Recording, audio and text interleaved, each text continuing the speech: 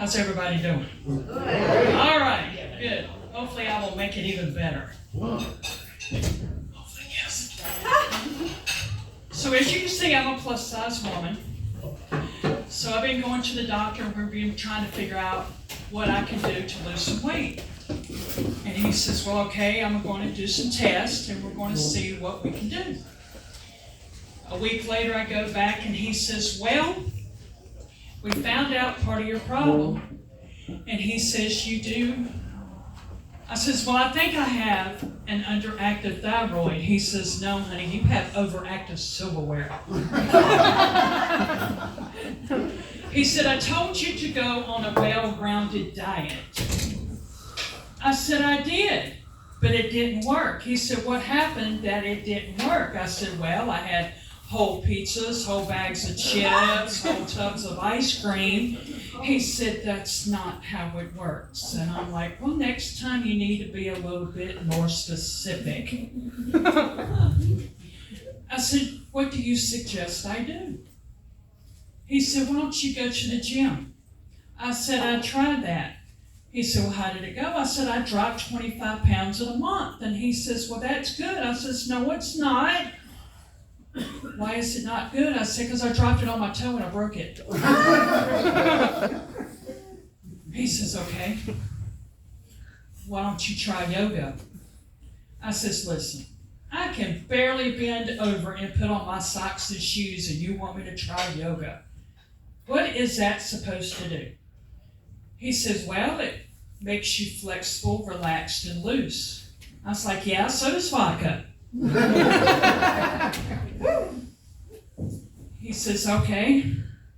I says, now, I did try yoga for the 1 hour at the gym, but I spent that whole hour trying to get into the uniform of a yoga thing, and then I tried not to fart at the same time.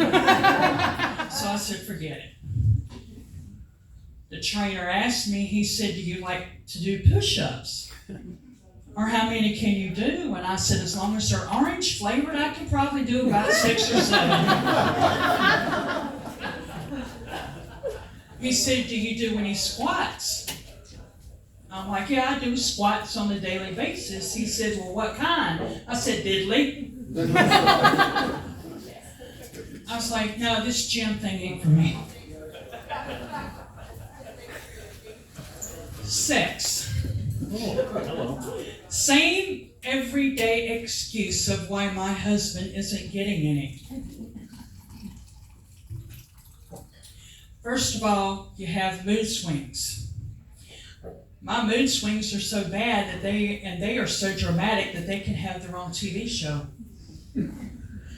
They can play musical chairs, even they don't know where they're going to land. They're like a symphony. They're all over the place, and I'm the conductor that has no idea where to start, where to begin, or anything. Maybe this is why Bruce Jenner decided to wait till after 65 to have a sex change because of menopause. He didn't want to go through it. But then I heard that she was going to go back to being a man.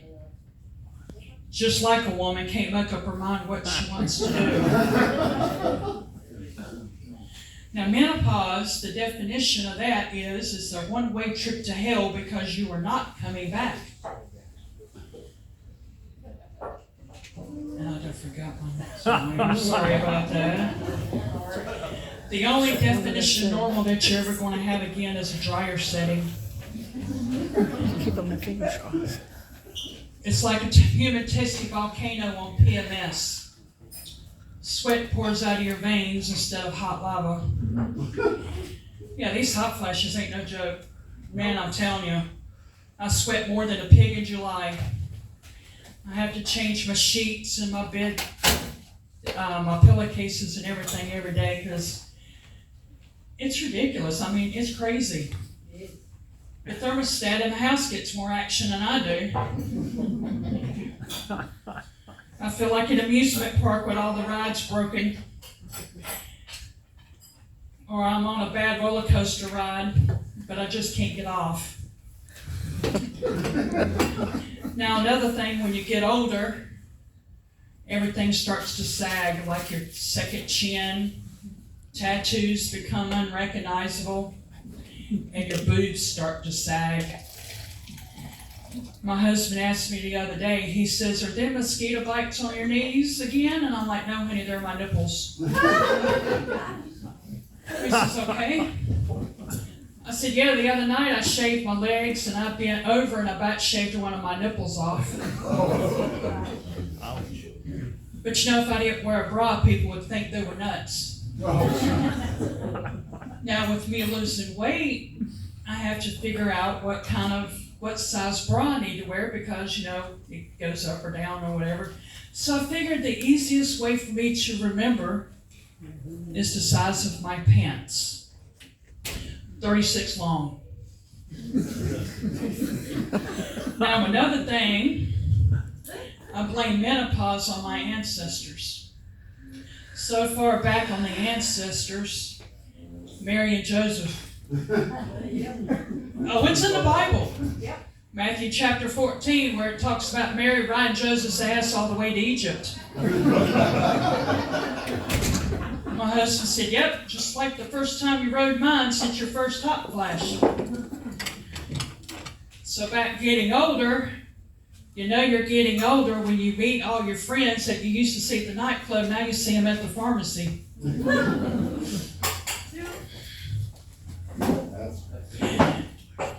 And then your spouse decides to go somewhere, so this time you really don't care where they go as long as you don't have to. And an all-nighter means you don't have to get up 3 or 4 times in the middle of the night to go to the bathroom. I guess it just depends. And also, if you meet a sexy, hot babe, whether it's a male or female, your eyes start lighting up, you start smiling, and your pacemaker opens up the garage door. Now, the really bad thing about menopause that I don't like is that it takes away your sex life. Right now, I'm drier than a tumbleweed rolling through Death Valley. My wild oats have turned to shredded wheat. But my husband says when you do get sex, he has a name for it. I said, "Yeah, what is that?" He said, "It's Social Security sex." I'm like, "What the hell is Social Security sex? Can you please define that for me?" He said, "It's where you only give me a little each month, but not enough to live off of." I said, "Well, blame that on the government, because right now that's the only way that you know you're actually getting screwed." Thank you very much. Have a good night.